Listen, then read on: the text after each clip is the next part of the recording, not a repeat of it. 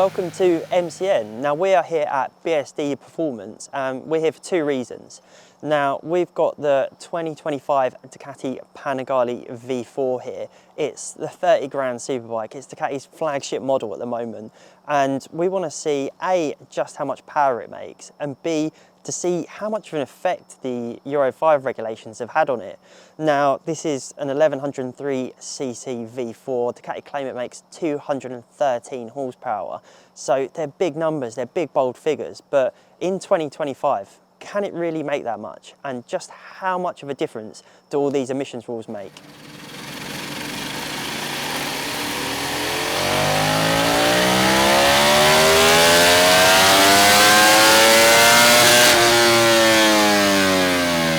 We're here with Andy, their dyno guru.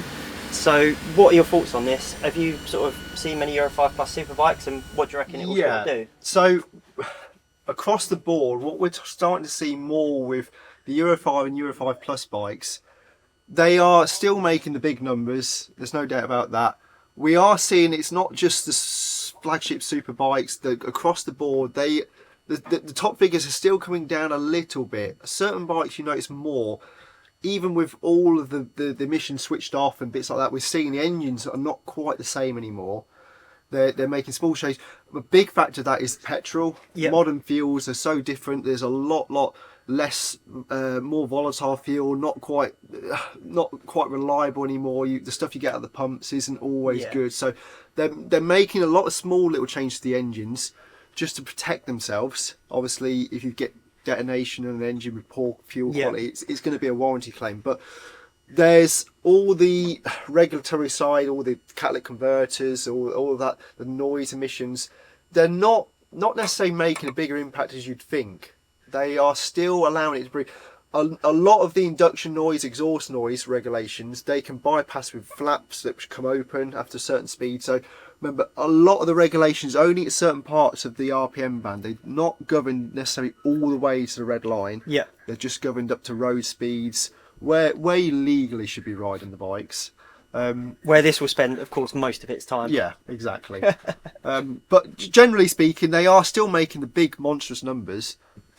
How difficult are they to dyno? Is it difficult to get them sort of in the right place with all the electronic suspension? Yeah, so rider aids. What we're finding, I mean, if you really are looking for the maximum performance, if you're testing it to get that last 0.01 of a horsepower, there's so much more you need to do now.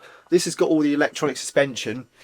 And what is recommended if you really want to get the maximum performance reading to the back wheel, this has to be all stiffened off to avoid that movement under load. So it's got more direct power transfer.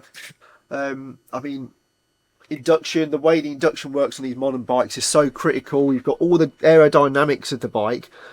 These wings are obviously for the chassis related, but the way the air is funneled into the airbox now is so much more advanced than what it was 10 years ago, even 5 years ago. The aerodynamics have just gone mad in the past sort of half a dozen years. So yeah, that it's so important you get all the frontal intake correct, and it's yeah, obviously we're trying to get the best out of this thing, but there's so much more you can do from a factory standpoint.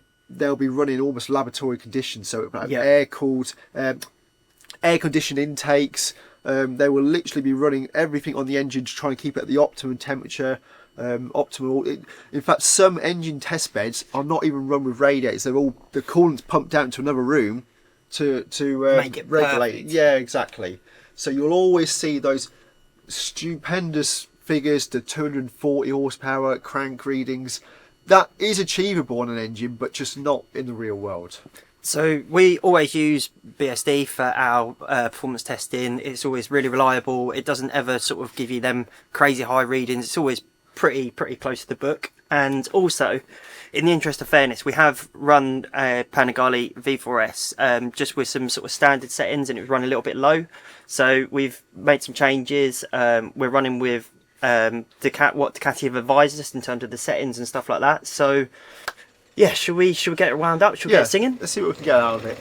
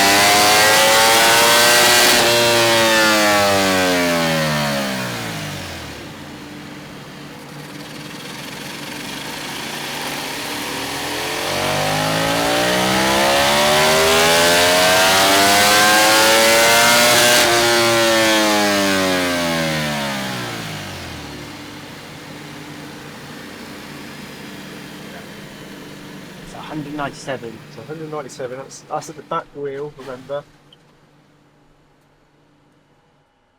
87.3 at all. It's quite an interesting curve actually though, isn't it?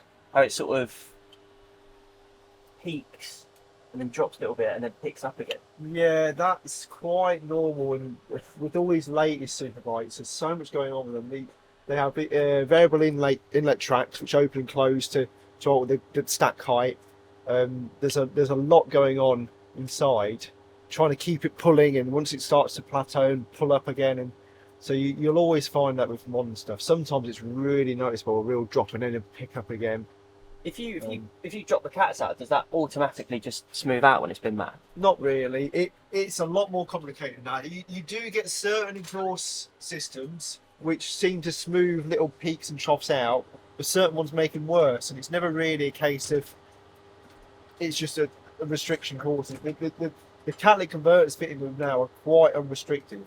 They allow the engine to perform really well, and they're not actually that much power that we had just by chopping them out. It's also going to design the flow. But you'll always find what will be good for it up there, you'll lose power down here, and it's a good spread. This drop here, where it sort of rises up, that's down to the Euro 5 emissions. So again, you can see that drop. Look at where it is, 5,000 revs through to about 5.5, where it's really capped off. And if you overlay it with an older model, so say one from 2018, you can see that big difference there. I mean, it's almost unrestricted there, isn't it? That's Euro 4. Yeah, that's a Euro 4 model, and Ducati are open about it. They do say yes, it makes a lot less bottom end. It just goes to show you though that those differences, all these Euro emission regulations, it's not really capping the top end. It's all that bottom end stuff. I mean, if you equate this to road speed, I can do that on here. I can put it into speed. That there is 60 mile an hour. Yes. There. Yeah. And we're down sort of 10 horsepower at 60 mile an hour, and that's nothing to do with really the engine as such. It's to do with those emission regulations. So that for the average road rider, this is what these emission regulations are targeted at, is road speeds. So it seems a bit bonkers that they can just basically turn it all off after a certain RPM, but they can. So essentially, if you're worried about having a race bike or a track bike as Euro 5, Euro 5 Plus, it really makes no odds. But on the road, there is a slight difference. Yeah, you'll where you spend most of your life on the road is where you'll fall into that really what you're getting less. You're getting less for your money. If you use it on the track, if you're purely just doing track miles, you're never going to be below 6. You're never going to be below 8,000 revs. Well, you'd hopefully not be. No, if you know what you're doing. And then you can see when your torque band.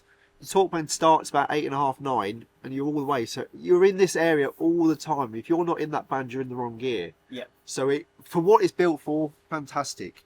But riding it around at 3,000 revs, not so good. No, that's brilliant, because obviously you see all this sort of stuff from like press packs and press releases, but to see it on a screen, it's it's nice to have it proven. That's the real world. We're in a game of modifying these things, and we try and make them better. And a lot of our customers, because of where we're based, they come up from London, they go and buy the fanciest Ducati they can buy in the showroom, but they're stuck to 20-30 mile an hour with limits everywhere. Yeah. So we're basically trying to get them to ride nicely at that sort of speed, which we can get. You can do things to make them a lot better, but as an emissions regulated bike, you're trapped. Yeah. You're not going to get these things to run right at those speeds. Get above 60-70 mile an hour, they're perfect. The extra hurdles in with Euro 5 Plus and with everything else, it's still just shy of the 200 mark. It's not bad going for a standard bike. No, bike exactly. from showroom. If I just show, I mean, it's just, you always have to bear in mind with dynoing. I mean, most modern dynos will run a correction factor. So a correction factor basically looks at all the conditions of the day, air pressure, air temperature, humidity, and it will give you a nice rounded figure. So if you look at an uncorrected reading, that's today is put out 205. Again, that's at the back wheel. Yeah. So 205 brake horsepower. It's only because it's February, the air is quite cool. It's a bit quite dry today, so it's too favourable. So if you give it a nice fair test and put a correction factor on, it's 197. That's the truer figure, really, isn't it? That is the realistic figure. If you were to come back in July on 30 degrees, that's what it would kind of try and equate it to. But yeah, it's well capable of over 200 horsepower. It's just you've got to get it in the right conditions. That's interesting. So there you go. It shows that you can still make big figures and big horsepower even with all these emissions laws and Euro 5 plus. So yeah, that's brilliant. Thank you for having us. It's been really interesting. Yeah, not a problem. So we've seen what it makes on the rolling road. Now it's time to see what it makes in the real world. We've given it to our capable tester Bruce, who's got a full suite of data logging equipment to see what it makes. So we're going to fire him down the run rate and see what it makes: 0 to 60, 0 to 100 and top speed.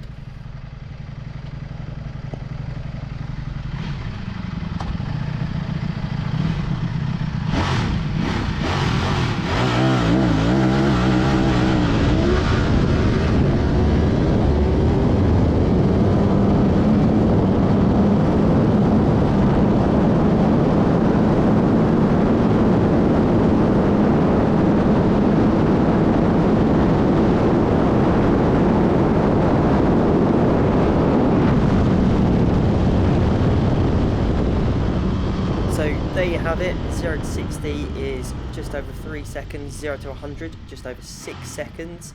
The braking, the 70 to 0 is really impressive. That was in under 3.5 seconds, and the top speed we have measured at 183.74.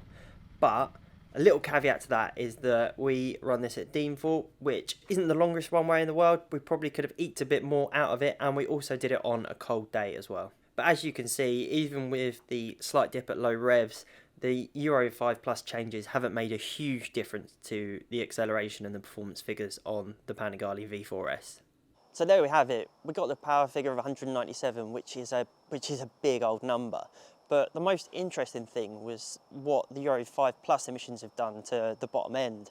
So where they've sort of flattened it out in order to get it through all the emissions is just, well, it's really interesting, and it will make a difference if you're riding this bike on the road. Now, if you're riding this bike how it's been built to be ridden, if you're riding it fast, if you're riding it on track, it doesn't actually make that much of a difference. But we will be finding that out when we group test this bike against its rivals. So make sure you follow us, make sure you like it, make sure you subscribe, and let us know in the comments what you think. Thank you.